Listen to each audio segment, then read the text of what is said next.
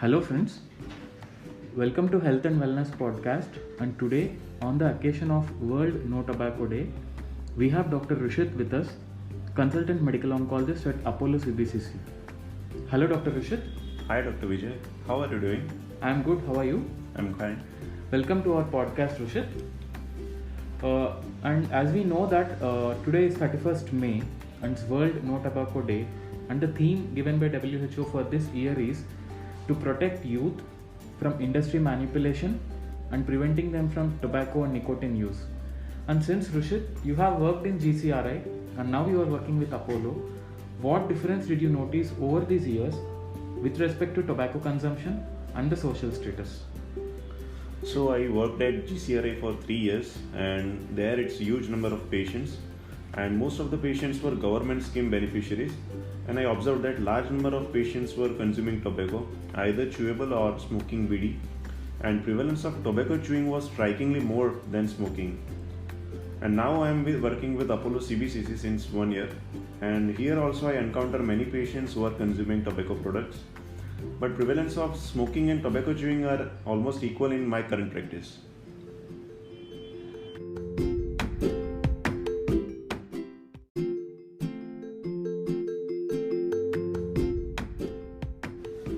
And my second question is, Rishit, I have once encountered my friend saying to me that Vijay, I am not a habitual smoker, I smoke occasionally.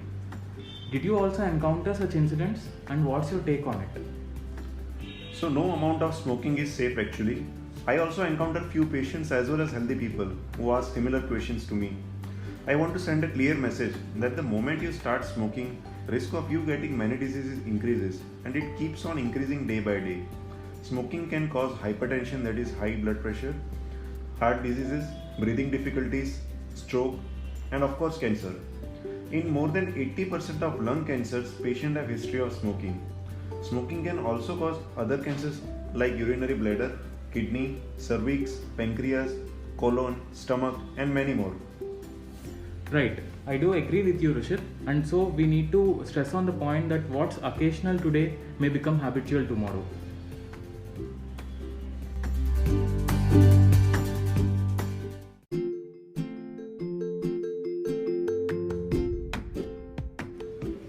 And my next question to you, Rishit, is I have got 2 years of working experience in Gujarat, and I have come across people saying to me that, Sir, I never smoked in my life, but I just chew tobacco.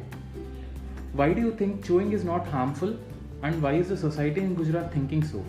And how do you usually counsel your patients?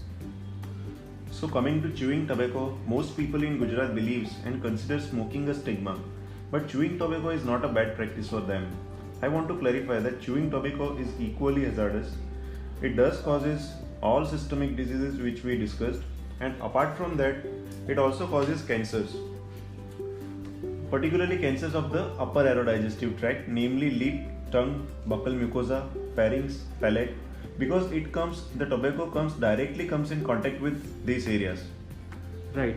I think lot of social awareness has to be done in Gujarat.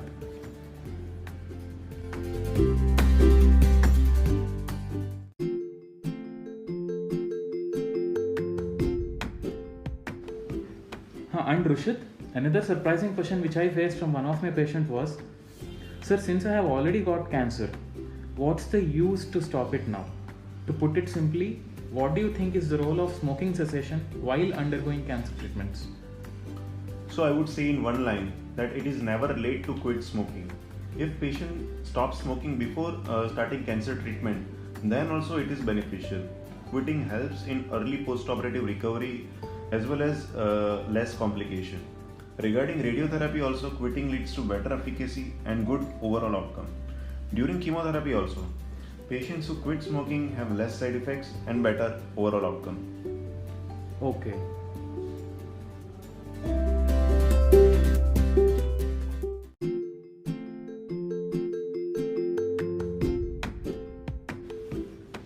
Thank you so much, Dr. Rishit, for sharing your experiences. And finally, what message do you want to give on the occasion of World No Tobacco Day? On occasion of World No Tobacco Day today, As per WHO's latest theme this year, I would like to emphasize on children and adolescents because that is the age when they start using tobacco. In their early school days, they should know that tobacco is not good for health and what are personal, social, and financial consequences of tobacco addiction. By increasing awareness among youth, we can definitely decrease the prevalence of tobacco consumption and their consequences in the society. Right. So I think it's not just the marketing strategies which are actually playing a role in converting the youth into getting into smoking habits. There's a lot more parents and teachers' role also there to protect them from this. True, rightly said.